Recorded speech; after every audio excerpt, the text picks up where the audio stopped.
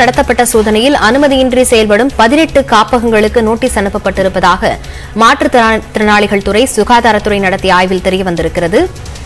விழுப்புரம் அன்புஜோதி மனநல காப்பகத்தில் விதிமீறல்கள் நடந்த நிலையில் தமிழ்நாடு முழுவதும் சோதனை நடத்தப்பட்ட நிலையில் 18 காப்பகங்கள் அனுமதியின்றி செயல்படுவது கண்டுபிடிக்கப்பட்டு அவற்றுக்கு நோட்டீஸ் அனுப்பப்பட்டிருக்கிறது. இது தொடர்பான விவரங்களுடன் செய்தியாளர் ரகுவரன் இணைந்திருக்கிறார். ரகுவரன், விவரங்கள்.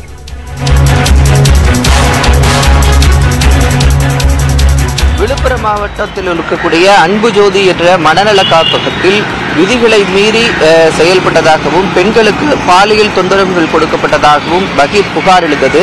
இதன் அடிப்படையில் அந்த காப்பகம் தற்போது மூடப்பட்டு காப்பக உரிமையாளர் மற்றும் காப்பக நிர்வாகிகள் என 8 பேர் கைது செய்யப்பட்டு வழக்கானது சிபிசிஐடிக்கு மாற்றப்பட்டு வழக்கு விசாரணை நடந்து வருகிறது.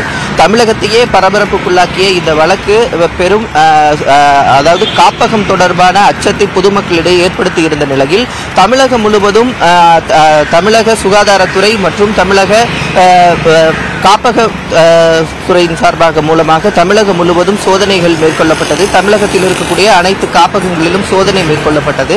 இதில் 18 மனநல காப்பகங்கள் அனுமதியின்றி செயல்படுவது கண்டுபிடிக்கப்பட்டிருக்கிறது. அதன் அடிப்படையில் இந்த 18 உரிமையில்லாமல் செயல்பட்ட இந்த 18 காப்பகங்களுக்கும் சுகாதாரத்துறை சார்பாக நோட்டீஸ் கொடுக்கப்பட்டிருக்கிறது.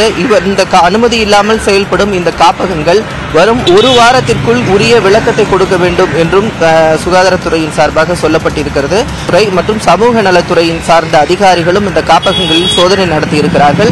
அவர்களும் அந்த காப்பகங்களுக்கு நோட்டீஸ் கொடுத்திருக்கிறார்கள். குறிப்பாக இந்த சிக்கியிருக்கக்கூடிய இந்த 18 காப்பகங்களிலும் 100க்கும் மேற்பட்ட ஆதரவற்றவர்கள் மற்றும் உடல் ஊனமுற்றவர்கள் இருப்பதன் காரணமாக அவர்களுக்கு வேறும் எந்தவித பாதிப்பும் ஏற்படாமல் இருப்பதற்காக இவர்களை அதே காப்பகத்தில் வைத்து பாதுகாக்க வேண்டும் என்றும் ஒரு வாரத்தில் அவர்கள் விளக்கம் கொடுக்காத பட்சத்தில் காப்பகத்தின் மீது நடவடிக்கை எடுக்கப்படும் என்றும் அதிகாரிகள் தெரிவித்திருக்கிறார்கள்.